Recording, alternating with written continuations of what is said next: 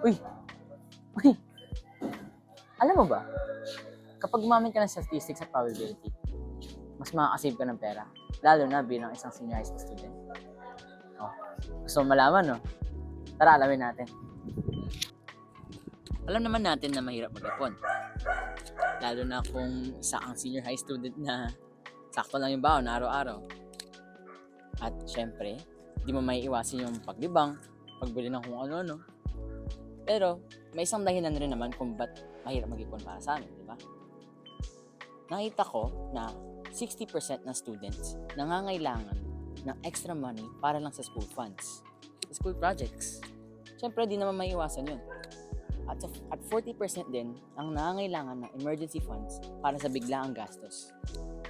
So, kung natuto pala tayo mag-ipon, edi meron tayong leeway. May extra tayong pera para sa mga biglaang gastos na kailangan natin.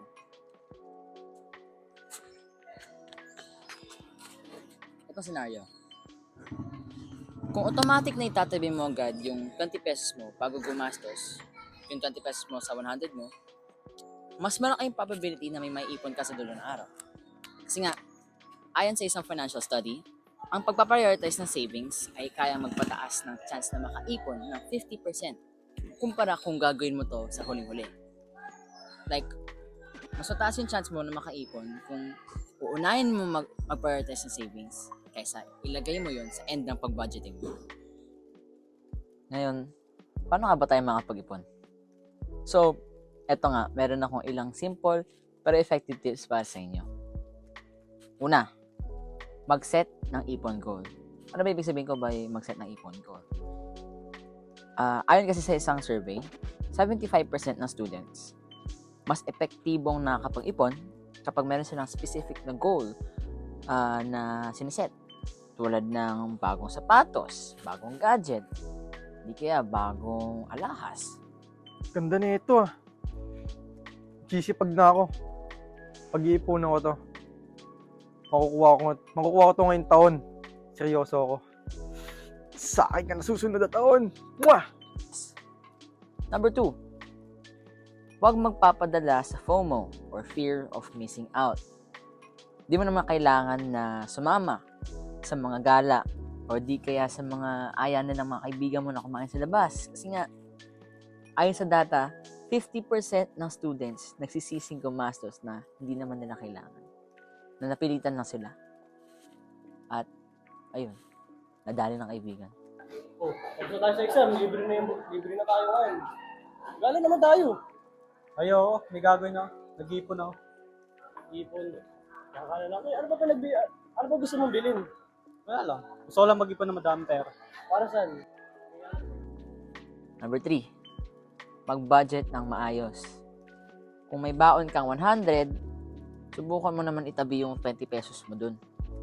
Kasi nga, ayon sa statistics, kapag consistent ka, kaya mong makaipon ng around 500 to 600 pesos kada buwan.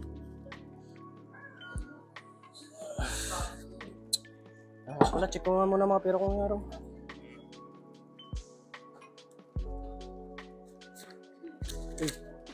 May ano pala ako dito. Ipon muna nga ako. Ano mabili muna ako. Number 4, iwasan ang impulsive buying. Bago bumili, tanungin mo yung sarili mo, kailangan ko ba talaga to? O gusto ko lang? Alam nyo ba na ayon sa data, 80% ng impulse buyers ay nauuwi sa pagsisisi. Tandaan nyo yun. Kailangan ko ba to? O gusto ko lang?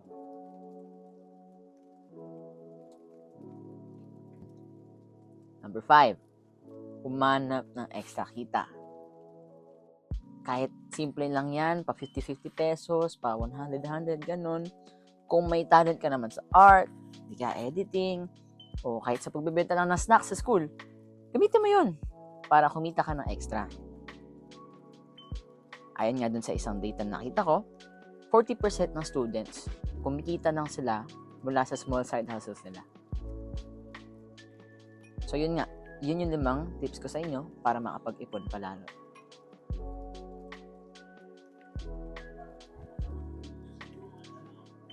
hindi lang sa school or sa baon, may integrate yung statistics at probability. Tulad dito, ginagamit nila yung probability para malaman kung ano bang gagawin ng opponent nila para manalo sila sa game. Hindi lang sa laro tulad nito yung may statistics at probability. Meron din sa ganito, billiards, na kung tatanungin mo yung probability ko, 100% yan.